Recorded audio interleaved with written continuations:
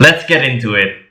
So for the people who don't know what this is, I have been living, well, a lot of us collectively, the entire world actually, has been living through a period of enhanced community quarantine or lockdown or regular quarantine, whatever you want to call it. Now the reason for the quarantine is because of a virus called COVID-19, and it's rampant growth throughout our society, meaning that a lot of people have been getting sick with this virus and it's very highly contagious. So a lot of us are just forced to stay indoors. We're all trying to be productive in this time of, how do I say this, sluggishness, lethargy, unmotivational, bad time. Nothing is happening and people can't get work. So what I've been doing is I've been challenging myself to be reading more often. I mean, it's a challenge that I've been wanting to do. I've been wanting to read consistently for a very long time because I feel like it's beneficial, but then again, I feel like it's also a boring and tedious activity. But it is beneficial, and to be honest, I do want to widen my vocabulary just in case I get into a debate with some vegan or something. Is my eye like super bright? Stop being so self-conscious. I don't care. Alright, I'm gonna continue with this anyway. I first came about this book when I was working for a company that had escape rooms. Now, in one of those escape rooms, there were actual actors who portrayed characters from, say, a play or a film. Now, I had to play one of those characters, and you could play it any way you wanted to. And I wanted to gain inspiration from one of the best players that ever graced that room. He's an awesome dude. Was actually one of my mentors for that job, and he really guided me through, very helpfully guided me through the job for the first few days. I was very nervous, and I was really nervous for the first few parts of the work, but then later on I started getting used to it and I actually started enjoying it. I actually had a lot of fun scaring these children. So let's get back to this book. It's a story created with the memoirs of Crumblewit. Now, Crumblewit is the main character this book is centered upon, and he is actually a manipulative devil. I mean, all of them are manipulative devils, but this one was very much so. So it follows his career from 1942 to 2007 onwards. We don't know exactly what happened in the end. Well, we do know, but his memoir stopped there, and we just find another memoir of another devil, I guess, that said something about, I don't think I want to I'm not gonna spoil it for you guys. It's a war between good and evil, and it seems here that evil has been very cunning in their ability to blur or manipulate human beings into coming over to the evil side, even if their intentions are good. While reading this, I feel like it was more of a warning to Christians to go into retrospect and ask themselves, is what if what they're doing was consciously or morally right?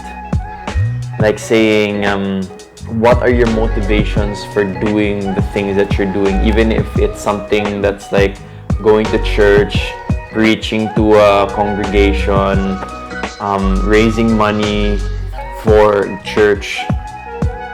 Your motivations could actually influence if your acts were evil or good.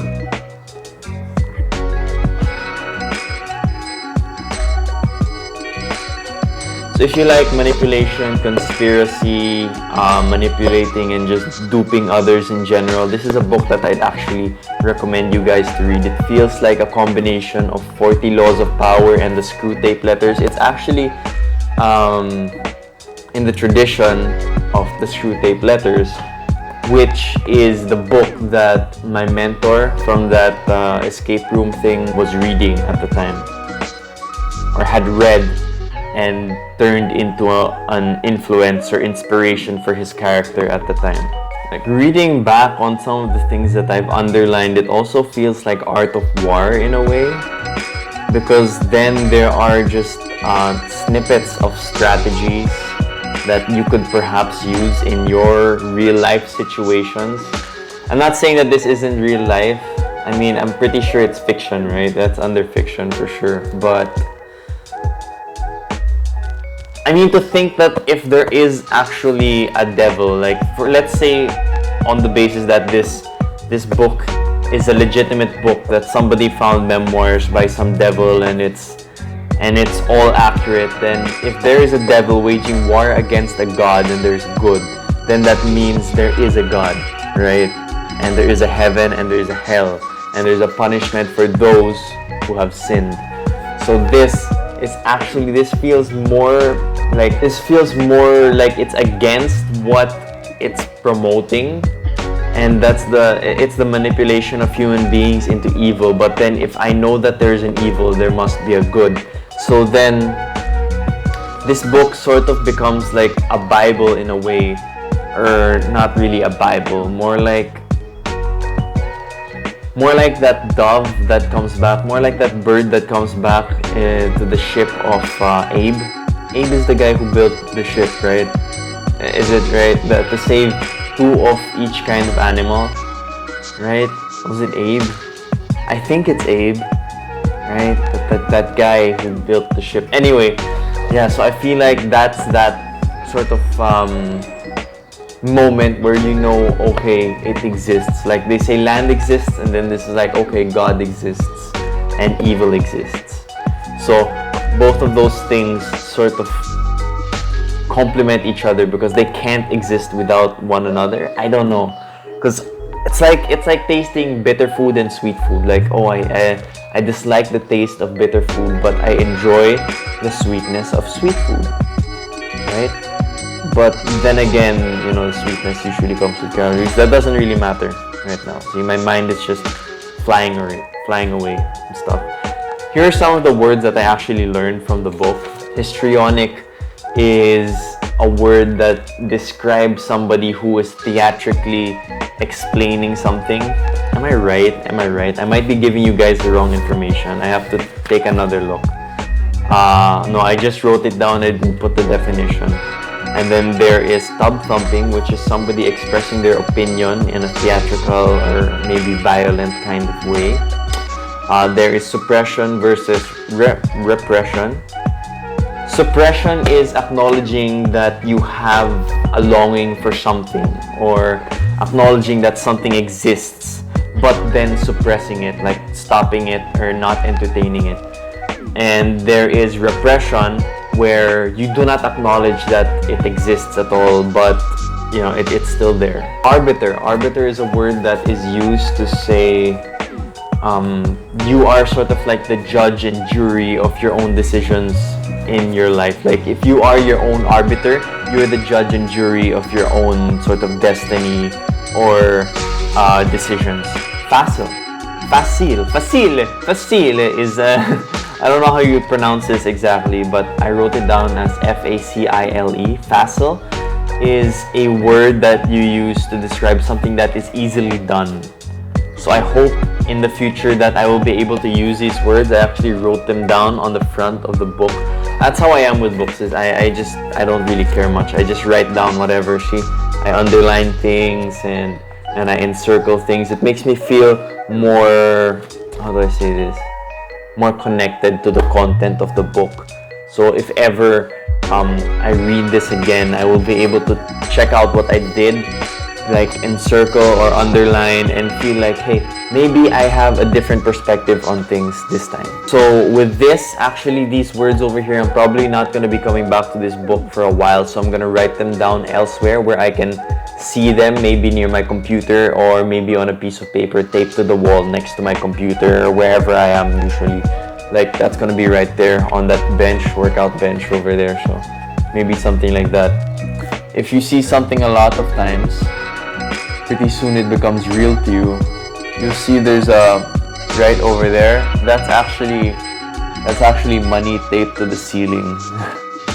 And I use that as motivation sometimes when I'm working out. I know that seems kind of evil, but it even explains that in this book, that sometimes you can think of becoming rich to be able to help the poor as a noble mission, but then sometimes in your exploit to become rich, in your journey to become rich, you lose sight of becoming Christian and therefore revert to an evil cause, which sometimes could be fame, fortune, the trappings. Trappings is a word often used in this book actually, and the trappings of fortune could be just that.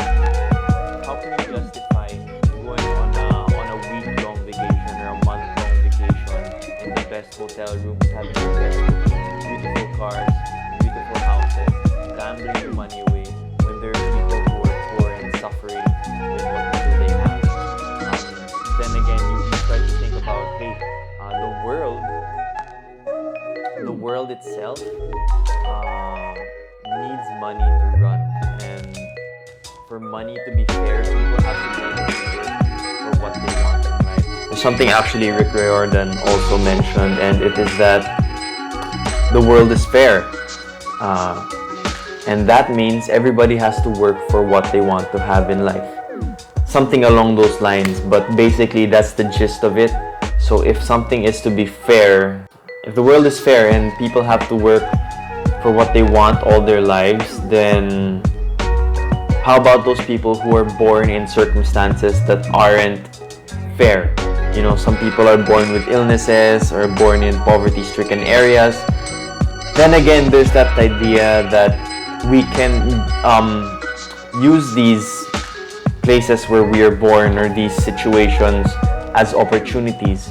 Like there's the example of the rich person being born into a rich family, doesn't really know how to make that money, doesn't know how to keep that money, and hasn't that ability or life experience that comes with having to earn a living, build their own riches, and create a life for themselves. So in a way, it is fair. But then again, a lot of people have a lot more than other people. So I guess it is fair, you know. It confuses me. I am confused. Do not know what to do. I look forward to reading more books. Actually, I'm reading this one up next. This one called Outstanding Confidence in a Week. Now, this guy, Patrick Forsyth, over here, he's written a few other books that give you a certain attribute in a week. So let's see what else he has written actually. I mean, I've only read the first day.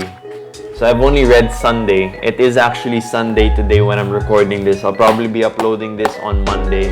So I am reading this and I'll tell you guys how it turns out. And let's see if I'm any more confident than I currently am.